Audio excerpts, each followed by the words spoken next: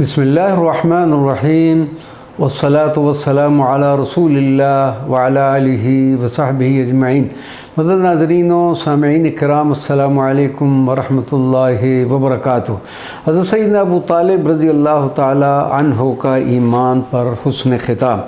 حضرت سیدنا عباس رضی اللہ تعالی عنہ نے اللہ کے رسول صلی اللہ علیہ وسلم سے کہا کہ خدا کی قسم میرے بھائی نے وہ کلمہ پڑھ لیا ہے جس کا آپ نے انہیں پڑھنے کا حکم دیا تھا۔ اس روایت کو قطب ربانی سیدنا عبدالوہاب الشعرانی رضی اللہ تعالی عنہ نے کشف الغمہ میں اس طرح نقل کیا ہے کہ حضرت ابن عباس رضی اللہ تعالی عنہما سے روایت ہے کہ حضرت ابو طالب رضی اللہ تعالی عنہ نے نبوت کے 10ویں سال انتقال فرمایا۔ سرکار دو عالم صلی اللہ علیہ وسلم ان کے مرض الموت میں ان کے پاس تشریف لائے اور فرمایا، چچا جان کلمہ شہادت پڑھیے تاکہ آپ کی شفاعت کرنا ہمارے لیے جائز ہو جائے۔ پس جب آپ کی وفات کا وقت قریب آیا تو آپ رضی اللہ تعالی عنہ کہ ہونٹ مبارک ہل رہے تھے تو حضرت عباس نے آپ کے ہونٹوں پر کان لگا دیے اور رسول اللہ صلی اللہ علیہ وسلم سے کہا، واللہ یا اخی یا ابن اخی، واللہ یا ابن اخی لقد قال الکلمہ امرتہ بہا۔ خدا کی قسم ابو طالب نے وہ کلمہ کہہ دیا ہے جس کا آپ نے انہیں حکم فرمایا تھا۔ وصال سیدنا ابو طالب رضی اللہ تعالیٰ عنہ حضور پر نور صلی اللہ علیہ وسلم اور اسلام سے محبت و شفقت جانثاری گہرا اور مضبوط سایہ کرنے والے درخت سیدنا ابو طالب رضی اللہ تعالیٰ عنہ نبوت کے 10ویں سال مائل بخزاں ہوا اور نگاہوں میں صرف اور صرف ایک حسرت باقی تھی جس کا زندگی کے آخری لمحات میں کچھ اس طرح سے اظہار فرمایا، کاش میری زندگی کچھ اور طویل ہو جاتی تو میں اللہ تبارک و تعالیٰ کے رسول کریم صلی اللہ علیہ وسلم کے کچھ اور کام آ سکتا۔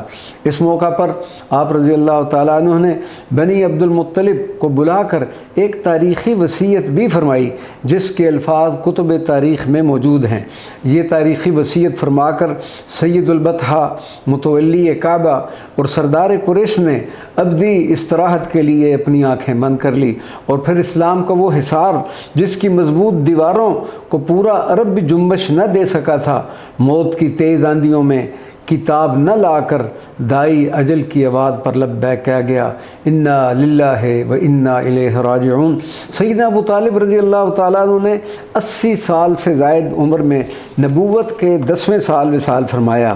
اللہ تبارک و تعالیٰ ان کے درجات بلند سے بلند فرمائے، آمین یا رب العالمین۔ کفن و دفن۔ اس حیرت و غم کے عالم میں جبکہ آپ صلی اللہ علیہ وسلم کی چشمان مبارکہ سے آنسو رواں تھے تو سیدنا علی کرم اللہ وجہہ کو فرمایا، اے ابن عم، اپنے والد کے غسل و کفن کا انتظام کرو اور غسل کے بعد خود بھی غسل کر لینا۔ اور جب آپ رضی اللہ تعالیٰ عنہ واپس تشریف لائے تو آپ صلی اللہ علیہ وسلم نے سیدنا علی کرم اللہ وجہہ کو بے شمار دعاؤں سے نوازا۔ خواجہ بطحہ اور سردار مکہ کا جب جنازہ اٹھایا گیا تو بنو ہاشم کے گھروں میں کوہرام مچ گیا۔ سرکار دو عالم صلی اللہ علیہ وسلم جنازہ کے ساتھ تشریف لے جا رہے ہیں اور اپنے عظیم چچا کو مخاطب کر کے فرماتے جا رہے ہیں، اے عم محترم، آپ کتنے عظیم ہیں، آپ نے میرے حق میں کبھی کوتاہی نہیں کی، آپ نے حق کے صلہ رحمی کو پورے طور پر ادا کر دیا ہے۔ اللہ تبارک و تعالیٰ آپ کو بہتر بدلہ عطا فرمائے اور جزائے خیر دے۔ سیدنا ابو طالب کا نماز جنازہ نہیں ادا کی گئی کیونکہ اس وقت تک نماز جنازہ مشروع نہ تھی۔ جنت المعلیٰ میں پہنچ گیا اور غمناک فضاؤں میں رسول اللہ صلی اللہ علیہ وسلم کے بہترین و عظیم چچا کو اپنے والد گرامی سیدنا عبد المطلب رضی اللہ تعالی عنہ کے پہلو میں دفن کر دیا گیا۔ ماضی قریب تک سیدنا عبد المطلب اور سیدنا ابو طالب رضی اللہ تعالی عنہما کے مزارات مبارکہ اور گنبد ہاں موجود تھے اور لوگ جوک در جوک ان کی زیارت کا شرف حاصل کرتے تھے۔